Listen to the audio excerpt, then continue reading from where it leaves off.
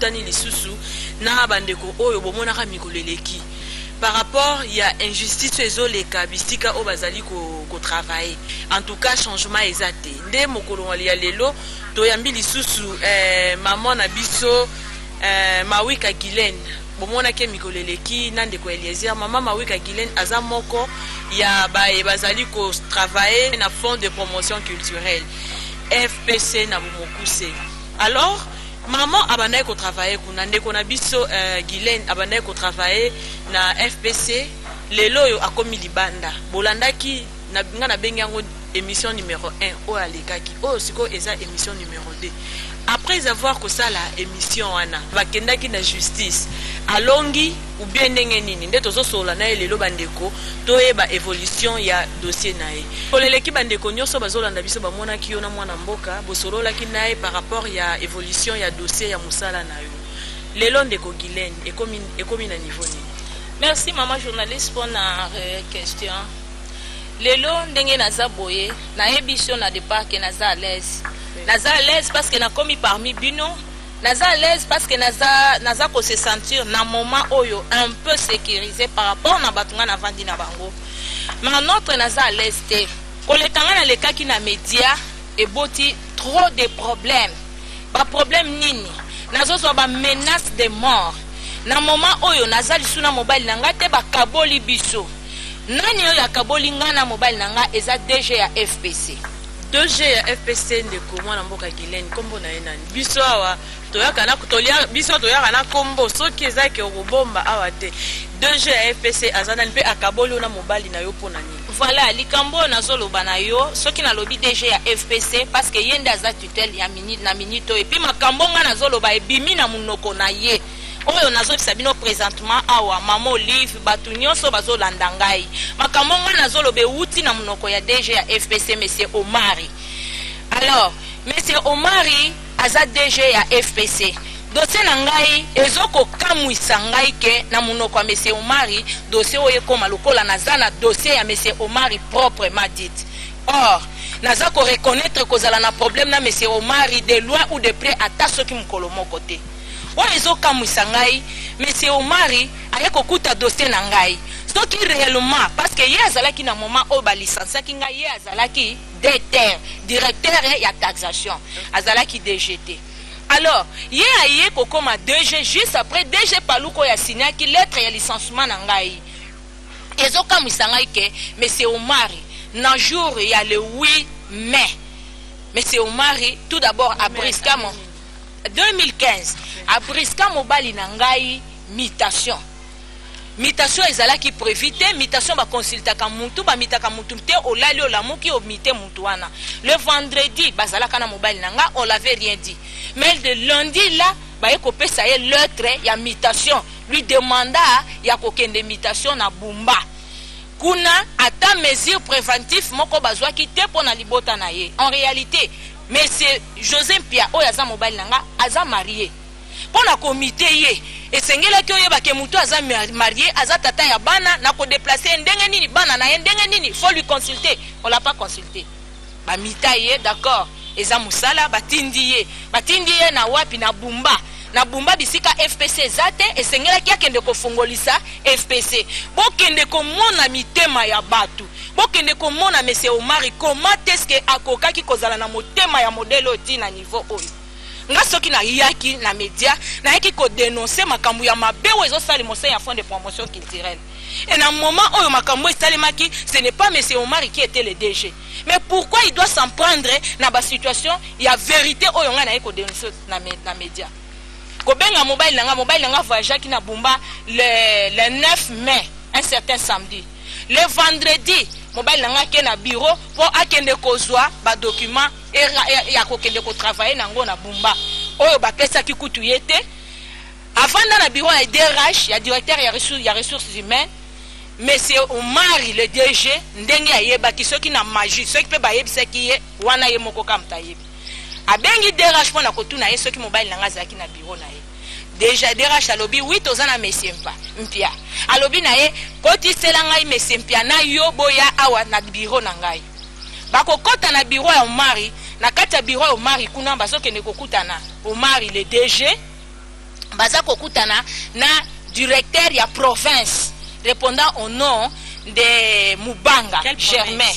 province? Ville, Ville province de Kinshasa ou toutes les provinces, parce qu'il y a la direction générale. Okay. Alors, bazo yoka sikoyo, monsieur Omar le DG abandi sikoyo kwa attaquer mobile nanga. Yo na moni mwasi na yo na media. Mais na yebi so kende koloba na mwasi na yo assessé na histoire ya media. Parce que kuna na media bisika bokei ngana zo bangate avec un $350 bokanisi na okeko sala droit ya réponse te. Je peux aller faire le droit de réponse avec un $350 na zo ba document au mwasi na yo andimaki que azwa kimbongo na kende nango na media. Mais il était libre. Ma chère, tu n'étais pas là, mais le jour où on est passé na plateau na Ndeko Eliezer a lobby a sengi a bengi a lobby mutu oyo a moni kaza na version mususu aya. Mais c'est Omar était libre en tant que DG, soit hier, soit ba juridique na ya tinda bango ba ya ko défendre soki nga na zalaki na mabe, soki nga na lobaki lokuta. Alinga kazope ba document na ye a contredire ngai. C'est simple. Tout comme ndenge na zolo baboy. Soki makamo na zolo banazo kosa. Aya ko contredire ngai. Ok, siko niveau ya dossier na niveau ya justice, ezo ko évoluer comment? Na niveau ya justice, tokoza na deuxième procès lobby mardi le 2 juin. Alors, le loko nazai koloba, je relatais juste ba fait o monsieur Omar fait mobile nanga. Monsieur Omar ebisi mobile nanga lobby, ngana cessé na média, ce qui na cessé na média te tel que Omar yazawana azana posa ko marché biso, ngana mobile nanga moko na sima muninga mususu. D'ailleurs mobile nanga yebakate, qu'ils lui disent la vérité, alobana ye vérité. Tout ça il est dit devant le DRH na batu mususu. Et pour preuve, na yebi ke bato bazaki na bango na bureau, basa bato obédience na ye. Bakondi mangote Bakondi mangote. Mais pour preuve, quand mon mari est sorti de là, benga président ya syndicat, président national ya syndicat, oyazana FPC. Nani benga mobile nga bengi ye, ayebisi ya lobby non, abengi président syndicat. Voilà nga na koti na bureau DG, boyoka makambu DG ayebisi ngai boyoka bazaki na bato. Ndeko Guylaine, to kende peto zonga. Yozo potana na DG Omar. Amité mobile na yo na bumba kuna na antenne ya FPC ezate. Yo mwasi awa musala ezali susute. Dans la minute rôle ba binomba na mwasta mobile bo perdre musala. Voilà. Siko binomi balé na DG boza na problème on a CT. Maman. Po lelo lobi bo tozo belela e akoya droit de réponse au mona ke non tala problème ezala ki boye. Voilà. Eza na sujet mote na seo balobaka maeninga na pamba te. À l'occasion de rien, Moutalala la mouka baby selio musala mobile amité sika FPC zo coexiste. Est-ce que vous mettez en sens maman Guylaine? On dirait dans le loro mona se ozo bombe la biso. Ngai personnellement nazana likamuna bangote. Sincèrement nazana likamuna bangote parce que dossier oyangai soki yaki kokoma boye ezaki likamwa syndicat. Pourquoi na maflia ki pe na memela ki bango syndicat mususu? Quand on a même syndicat wana bango lokola bazana parti uni syndicat na bango pro employeur na ke ko déstabiliser bango na kende kinde ko déstabiliser bango yango ndeza ki komba nanga nga na kanisa ko déstabiliser bango ozalaki na force nini okende ko non parce que naza président c'est naza délégué syndical quand on a kei ko gagner moral ya batu mususu oyo bazako na sima na bango osoki balobi vanda wana mutu avandi sala boye mutu asali alors nga na eko kotsa net moins éclaircissement boye nazo empêcher bango c'est ce qui fera que na koma combati na batu wana nyoso comité de gestion wana nyoso la personne qui me combattait plus on a ça qui Ndeko Eliezer a promis mobile langeza qui mpia bon comme l'ancien DGA azawana après avoir commettre ba crime ba longola batu mususu bazalaki na ye lokola aza de même force que Omari ba longola ye wana bataye DG directeur ya direction mususu ba longola ye DG directeur ya direction mususu ce qui n'a pas bino makambo monsieur wana salaki na ba preuve vous allez vous étonner que monsieur wana s'est retrouvé na kati. Mais non, parce que tout ça, parce que je dénonce la vérité. Liwa onga nazo kufa lelo, eza vérité oyonga nazo loba. Mais après tout, ma chère, tout ça quand même na droit. Est-ce que tout ça na droit te? oyo nga nazo kufela c'est la vérité, rien que la vérité. Il y a pas une autre chose au mutai bisa OK, likambo ezaki boye, likambo ezaki exact. Il y a pas une autre chose là en bas sous basse mais la vérité. Bona bango tu ne peux pas dénoncer la vérité na kati ya fond de promotion culturelle. Poto nyonso zo le kana fond de promotion culturelle, nous devons dire oui et amen parce que bango baza banzambe. Monsieur Omari, likambo ezosalema na FPC, Monsieur Omari aza responsable nango, mais Mpia Bonkomo aza responsable nango. Mpia Bonkomo dira ayebisanga mona kati ya bureau na ye.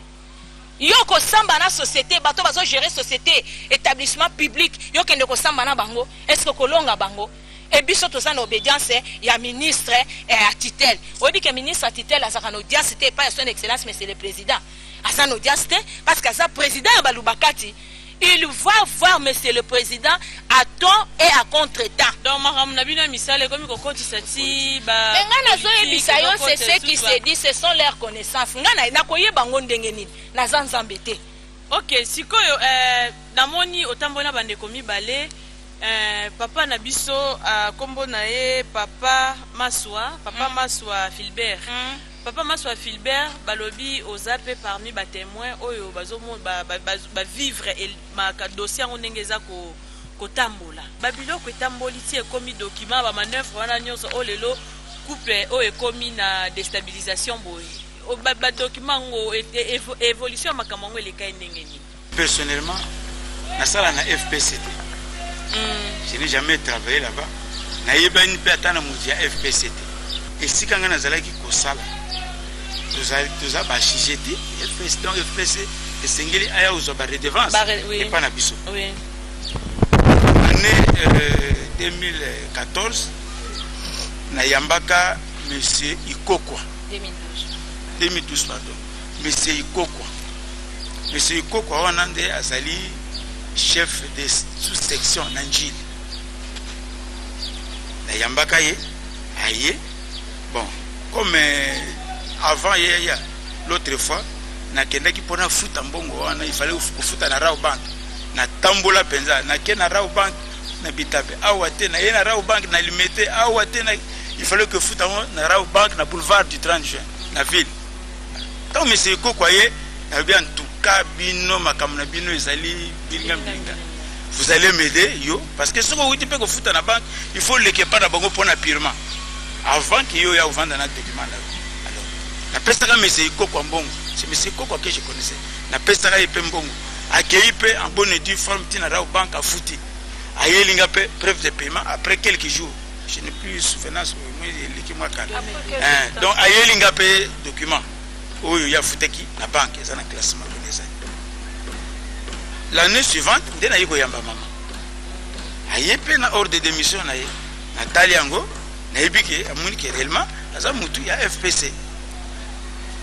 La même chose na zupe mbongo c'était le même montant qu'à Sandra na pesingabi sunga ngai neti muninga na yo sunga ngai OK au futi comme ça bosala purement ou yelinga document maman pe ayeko kende quelques jours après curieusement nous sommes coup de fil parce que ngai mutu azana numéro nanga eza monsieur Ikoko même hier il a fait ce numéro nanga te monsieur Ikoko mutazaki na numéro nanga téléphone na zo appel na zozwa na yoki monsieur et c'était monsieur Moania chef d'antenne FPC yo chef d'antenne maintenant na pesi yo numéro na parce que moi je ne vous connais même pas non qu'on s'inquiétait na zo numéro no et pas monsieur Ikoko na je rappelé que non Ikoko effectivement il a mon numéro babi quel est le problème alors binanga non jusque là bo futi na mbongo na biso ya FPCT je dis non ayambaki madame Mawik awa ayambie apesa ke mbongo comme j'avais fait avec monsieur Kokwa asunga biso pona kofuta la biso na banque abi c'est vrai oui ça akati téléphone pas il me rappelle lui monsieur moi le même jour pas le bain que je vais vérifier le même jour a rappelé ngai monsieur moi ni on a rappelé ndé na zabo so na mona tanzela na oyeba ete parce que je l'ai vu une seule fois ayebi singa lobi non vous avez raison, je viens de vérifier. Oui, c'est lui, mais c'est moi qui va me dire. Vous avez raison. Na outi ko vérifier pas ya madame Mawik à reconnaître pesa Kembongo, mais elle a eu un problème moi nana azalaki ko bela il a utilisé cet argent, mais incessamment quand on va nous payer. Voilà la téléphone. La téléphone, moi, il y a Madame Bongo. mais moi, et la tuni madame, à part Madame Bongo, au déposé dans la banque. Na déposé déjà na banque té. Wana na ken na chef nanga parce que tozaki ne paiement. Wana na qui de quoi désert. Tozaki ne paiement. Alors na senga kembo wana pona kaya maladie ya mwana. A autoriser ngai comme ezaki na téléphone. Tango yé a bengi aluki ko vérifier. Nga moko na descente solo ligne de bouche à l'oreille. Ayebi singa bi d'accord sikoyo olobi ni nga bi te soki ba créditer biso le mois de mai. Nazo futa yango comme ça. Il a transmis donc fidèlement le message. C'est M. Moine qui m'a dit ça, c'est pas la dame, c'est M. Moine. C'est ça qui juste vérification. Voilà. M. Moine a béni un téléphone pour me dire non, je viens de vérifier, vous avez raison, aussi au Fousan Bongo. Mais madame a eu un problème, son enfant était malade, et ce qui va foutre à nous foutre. Soyez apaisés. Je n'ai pas de problème. D'autant plus qu'elle a reconnu, ça ne pouvait plus m'inquiéter. Navandi. Un certain jour, vers l'après-midi, je reçois un coup de fil quand il y a M. Moine. Mais avec un autre numéro. J'ai dit c'est qui? On dit mais M. Moine, vous ne me reconnaissez pas. Je dis non, vous m'avez appelé sur Vodacom, maintenant nous avons mon orange. Oh non, c'est toujours mon numéro. Bon, est-ce que vous êtes au bureau? J'ai dit non, je suis au bureau. Mais je dois partir parce que j'ai culte vers 16h, je dois partir. Ah ben ça va. Na vandi, na zeli. Vers 16h moins. J'ai quitté déjà mon bureau, j'ai quitté un escalier, je le croise l'escalier, il me salue, comme je ne le connais pas. Derrière lui, je verrai maintenant, mais c'est Ikoko. Ikoko que je connais, Ikoko, lui, non, mais toujours il n'est pas dans le bureau. Ah, mais ça, c'est mon chef. Ah, oui, ça va. On rentre au bureau, j'ai dit, bon, donnez-moi preuve de paiement. Oh non, mais nous sommes venus pour ça. Donc, ça on a profité que tout le monde. Quel est le problème? Voilà le problème que comme yo Pesaki Mbongo et pas madame dit mais vous m'avez confirmé au téléphone que madame a reconnu que la personne Mbongo est le problème. Non, pour n'attendre pour le contrôle. Awa, mettez ça par écrit comme ça et ça la net preuve na yo pour un contrôle, ça ne posera pas de problème. C'est même lui qui a milité la lettre. Alors que moi je faisais des choses. Tant on a eu que Talango que n'a s'adressé à directeur provincial et puis le directeur général FPC et puis objet plainte. J'ai dit non monsieur, ce n'est pas correct. Moi je ne traite pas avec votre directeur général, moi je traite avec M. Koko, aussi le chef de sous-section. Et n'a eu qu'à reformuler lettre en Ngaï. Je me suis adressé au chef d'antenne pour lui dire que s'il pouvait m'aider pour à madame que baye l'Angaï preuve de paiement pour n'atteindre la classe, c'est tout. C'est tout ce que j'ai écrit. Alors, tout ce qui s'est passé, tout ça, moi vraiment je n'ai rien là. Donc, si on a comprendre bien présence nayo, et ça pour reprouver innocence nayo par rapport à la lettre tout à fait. Moi, et puis j'ai été convoqué au parquet par le magistrat. Devant le magistrat, monsieur Koko a télé n'a expliqué na magistrat. Donc magistrat m'a entendu sur PV, sur PV. Na parquet en Chine. Lettre wana oyo sala kezaki justement pour signifier bongo oyo pesa kindeko pona makambo. Oya loba na ngeta msuba bakoleka pona. Papa Nziama, balobi oza secrétaire c'est ya syndicat SIRAP. Présence dans un dossier oyo. Eza nipo ondre boza ba te pelé na kati. Na koyebisa yo boye. Je suis le secrétaire général chargé de l'organisation du syndicat SIRAP. Normalement, je suis élu comme représentant des syndicalistes au niveau international. Il fallait que je voyage de Genève pour la conférence sur les OCD Makuna. Mais je suis pour la Milulu. Je suis pour la dossier. Dossier yango ezali nini? Ezali licenciement bisif au basali na mama mawik o azalaki andimaki kozala délégué la biso représenté à syndicat la biso na FPC.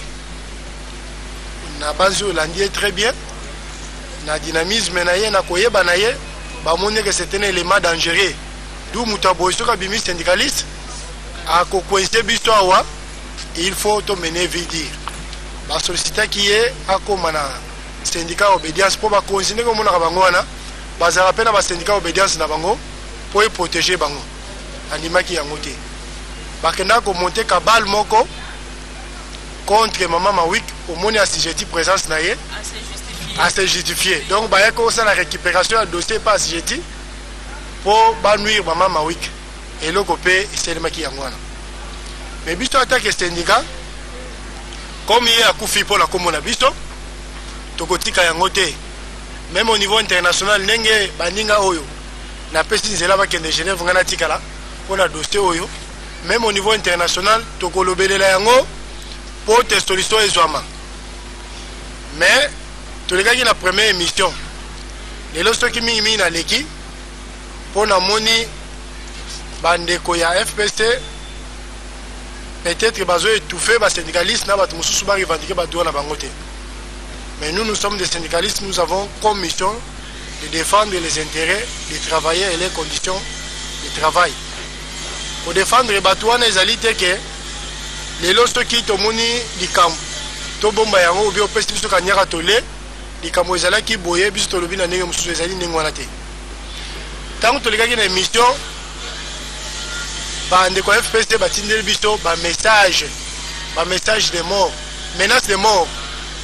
Menace de mort wana yena ba SMS batindeli Maman Mawik azali wana message de mort de ko contenir message ezali ba message wana na kopesa ba ko filmer yango awa ba ko filmer yango awa batindeli mutu na mutu président national batindeli Maman Mawik batindeli asijeti batindeli avant tout ba message wana eloko ekamusi biso ezali nini ezali ke Maman Mawik ndenge zo mona awa à deux fois baye ko menacer dans ndako azana insécurité pour tout comité na la police la plus proche pour nous signaler que non maman oyo azala dossier musala na butu bat baye ko menacer premier jour baye ko ba maye mabanga deuxième jour baye ko menacer porte après baye o tina biso menacer des mots oyo ezali na ba testo to yenango yango to lobi peut-être comme bazala ba moyen baye bani balingi ba boma biso vraiment de eux ça va que biso tokotika likambo yote ndenge na yebisi bino wana na qualité na ngai ya représentant ba syndicat na fédération mondiale eli fallait la kende na Genève mais na boy ko kende na tindi bato mususu po to landela makambo yo mais to considérer déjà dossier ozo kende petit na niveau international bala na dossier ya mama oyo yango nazo boka mbela na ba konzi na biso nyonso ya mboka. Bisto, nous travaillons en partenariat avec le gouvernement. Nous sommes des partenaires. Tout ce qu'on appelle le gouvernement de Makambouibele. Le gouvernement peut estimer la Sungabisto de Makambouibele. Dans le dossier automoni, surtout dans FPC, trafic d'influence des alliés Makasi. Trafic d'influence des alliés Makasi. Ngana zali n'obédience ya boye. Ngana na kota réunion là bakonzi boye. Tout ça, bisto dozana audience na kingandi. Ouais, ça ce sont des trafics d'influence. Les alliés musta les andengwalate. Lelo na émission passée to exhibaki ba preuve Maman Mawik a reconnaître qui si demande ya assujetti de foutele mbongo wana ayo kutala mona malade abengi chef le direct. Voilà la situation auquel je suis en train de traverser. Le chef lui a autorisé na kozwa mbongo wana asali mbongo wana ba futi azongi stipe ba preuve ezali maman na futa mbongo mais bango ba futa yango te na émission passée to lakisaki ba blama bango bazala musala. Voilà mboka la biso ndenge bakozi bazoluka bami mabiso tokomi na suka bazo menacer yo ba menacer deux fois na ndako ba menacer na ba message ndenge oza we partout ozotambo na ba menacer oyebi to telema ba pozwa kimia bato yo bazali kolo ya ba continent bazolanda oyebisa bango nini pona insécurité okomi yango. Merci madame une fois de plus pour la parole. Nalingi na loba boye. Monsieur Omar yazolo bango tout haut. Les DG du Fonds de promotion culturelle est de même mutualité que le Premier ministre, que son Excellence, Monsieur le Premier ministre. Ils sont de Maniema. Il est de mutualité des jeunes de Maniema. C'est pourquoi tout ce que nous sommes en train de vivre, de vaincre dans le Fonds de promotion culturelle, nous sommes convaincus parce que Azali, il obédience au Premier ministre. D'après lui. Nayebi ango et pas à Monsieur Omari. Nazo lobana nazo tia mai na munokote parce que na FCB no ka benga ki mobile na nga na kati ya bureau oyo nga nazo FCB no eza enregistré makamu nyonso basola na mobile na nga eza enregistré Son Excellence, Monsieur le Premier ministre, Oyozolandangai, si vous pouvez faire quelque chose pour moi, je sais que le parole s'envole. Malobanenga lobaki et pumbwe. Atana lobi wapi atana salinini nazana preuve to ils ont convaincre ngai que alobi boy pona lobaboy mais batu oya lobaki parce que ngana sotia mutu na sotia témoin ezali nani syndicat président syndicat en place vous dira même ce que le premier les DG ici l'a prémédité ayebisaye que nazo luka mutu na ye. Il est comme ça. Tout le monde il est comme ça. Il n'a pas foi aux yeux pour dire quelque chose. Même si Azali obédience na yo. Mais c'est que même ça la manière pour protéger yo. Est-ce que c'est réellement aux chefs de gouvernement? Il y a monsieur Omari, aux chefs de gouvernement. Il y a Batoma Niema, aux chefs de gouvernement. Il y a RDC. Ngana zo bonde la yo en tant que maman. Ministre Ajar, botelanga likambo yo s'il vous plaît, maman Olive, bon meka kwedengai. Boluka comment vous pouvez faire ne fils que pour me retourner mon mari. Soko boma bomanga taye zawana, soki ba boma ye ba boma ye atanga na zawana. Que ezala makambu ya modelo ekomelingai. Nazo comprendre te. Établissement public ya FPC, les entreprises ya monsieur Omari, établissement public ya FPC, les entreprises ya monsieur Mpia ou bien ndenge nini mutu mususu akoko réclamer droit na yete. Donc soki bazui yo ba boma yo kolobelo komo côté. Est-ce que ça a sens? Pour l'instant, bato nyons bazo na biso pona dossier ya RVA, bayeba que tosi tosala ki déjà ba échange. O esala ka ba communication, ba pièce, ba mikanda. Mutu ba parti nyonso. Mutu moko ko ba ke o sikoyo o ba pièce zangi boye na boye. Tosi to pasi ba pièce. Normalement, il y a 2 semaines, il fallait te plaider. Mais par surprise, RVA lobby ça la descente. Mais ce qu'a koyate, biso toko ya sur le lieu. Le 13, tu vas sur le lieu pour que tu plaides. Makambo ici, le tribunal et Katamakambo. Tu pesi bango et puis le tribunal de pesi bango une deuxième et une dernière chance. C'est ainsi que va renvoyer au 13 du mois prochain, le 13 juin, pour que Bako Kisambongo baya pour la descente. Ce qui va koyate, baya ba déjà que biso toko continuer demande na bango que la société toko kende pour que to plaider. C'est la raison il y a les lois il y a battante pour que to plaider. Site ezana kinkole vizana nsele na terrain ya Sikotra quartier Sikotra na centre guidage radio. Oui, nayo nangai tozalia wana terrain au moment déjà ndenge totia ki ba biloko nyonso ba kiti pote tribunal la sengela salle de descente a wana terrain. Descente oyo ezalaki biso ba to sengaki yangote ezalaki RVA moto asengaki etino tribunal aya amona mabele na ye amona ndako na ye atongaki ya RVA. Mais lelo tozali koloba RVA rapport tozali kozwa na ba avocat na biso tozali kozala na terrain ezali ete RVA apesi mbongo te afuti mbongo te tribunal asengaki po ete basala descente. Mais yo moto sengi descente sikoyo oboyo kokenda kofuta mbongo. C'est que ce sont des manœuvres pour na biso, c'est une manœuvre RVA za ko sala pona ko retarder dossier. Mais c'est pourquoi le tribunal a levé non pas passer de ce mois de mosusu il y a 2 semaines kino le 13 pour to ya komona soko akokokisa mukumba wana asengaki afuta mbongo toketa na terrain tribunal ayo ko tala yango yemoko. Voilà pourquoi le lomone donc kino héros to zala kusela. Ezali manœuvre na bango ya solo ete pop to lemba. Mais biso pe to uti musika 2013 sur 2015 to kolemba te to zoko kenda kaka. Parce que tozana confiance etno justice na biso e ko rendre musala na ngona lenge sengeli. Tozali ko ben ba o lelo moni lelo oyaka na biso mona kete bayaka mingi te mais lelo talandenge nombre oyo bango bazala kao. Ba oyo bazana bandako. Ba oyo ba ibete bazala ba victime ya démolition ya RVA to sengi bango ete c'est le moment. Baya to sangana biso nyonso po ete to kandele boso to zwa elonga po to récupérer mabele na biso yo ba demolaki na tango elekaki. Papa ezo sala pasi vraiment ina nena ndambu yango yo zamba tala ninge komi zamba banyoka banini vraiment bakosongisa biso te c'est le sport na biso yango baolela biso na ba mapangu na biso terrain RVA site RVA bakata likambo yo tozonga na ba place tala zamba yango yo bazongisa biso to tonga bandako na biso ina ne demi tozokende 2 ans yango yo vraiment tolalaka ba libanda batu musu bakoma batonga mo batol car sika kosenga tokoma kovanda ka libanda.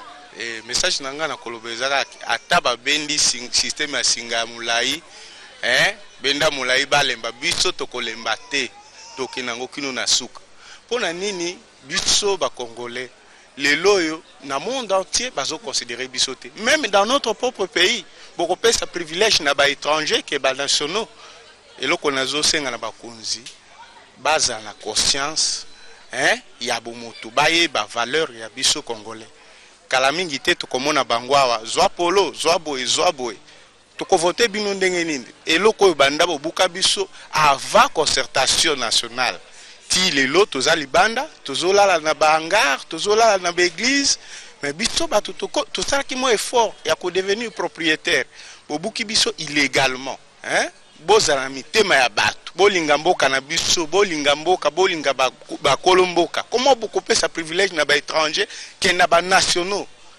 ngapi naza propriétaire naza lupangu na ngai natongaki déjà ndako ya 8 chambres double salon tokoti après 5 jours bayobuka biso illégalement ezalaka te quand même toza na kati ya mboka na biso tofi lokola ba étranger pona nini konyokola biso tina niveau on a likambo nini toyibi nani donc bakolo mboka bakomi lokola bapaya bakomi lokola bakolo mboka siko papa bino déjà si bobonga boningi baningi so babonga te pona nini bozongisela biso terrain na biso ezongela biso to vivre pe na esengo toza na mboka na biso quand même po ya nini toana pasi na mutema banda babuka biso inane da 6 mois yango tokende bazwa solution moko te ezalaki evandaki butu moi tova na bandaka bato donc bato akoma mwana biso pamba puta da tozwaki mo occasion wana bozongisela biso place na biso to sala na esengo to vivre pe lokwa bino nde bo vivre et ça la biso pe bien pardon penza bo sala biso ngolu wana